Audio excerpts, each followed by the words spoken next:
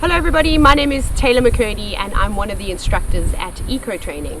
I'm currently sitting in the Salati River at Salati Game Reserve, and you won't believe it, 2020 has finally arrived. I hope you've had a good Christmas, New Year's, all those wonderful things, but we are starting Flora Fridays again.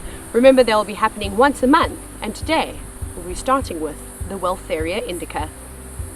This amazing plant is called Waltheria indica, and it's found in northern parts of South Africa up into Namibia, and you can especially find it in Botswana. And it's one of my favorite plants. Actually, it might be my favorite of the small sort of herbaceous shrubs that you find low down to the ground. Now, one of the reasons why I love it is because it's a medicinal plant of Africa. So the Venda people will actually use the roots and the leaves, and they'll eat this plant. I haven't ever tried a leaf before. Very hairy. Wouldn't recommend it, but perhaps if it's boiled down and maybe mixed with some other traditional ingredients, it could be quite tasty. It is also used to treat sexually transmitted diseases and as well as cure barrenness in women. I'm not sure exactly which parts of the plant you're supposed to use, but that's what the books say anyways. Not only is it a medicinal plant that you can use to cure all sorts of ailments, apparently it has also got some anti-inflammatory properties as well as anti-malarials. This is from the scientists that have taken extracts from this plant and done all kinds of studies.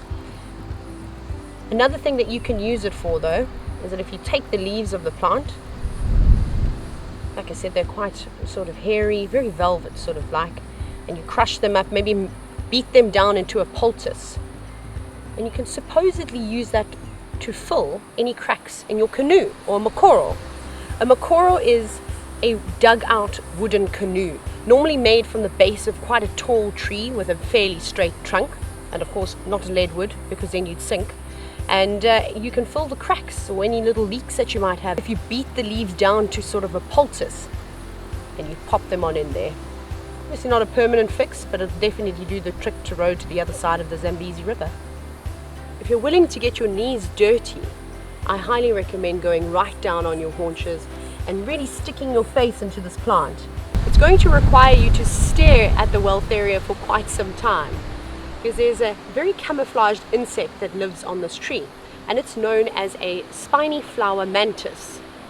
Now, I'm sure you're going to look down at the tree and go, Taylor, you're talking absolute nonsense. There's no insect on this tree, but I promise you, it will all be revealed. Now, they blend in very, very well, so they use their camouflage to help them hunt. They don't actively have to go out and search for food.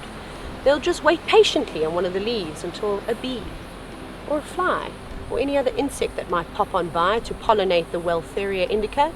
And of course, praying mantises are extremely good predators, and they'll shoot their arms forward and grab hold of whatever insect it may be.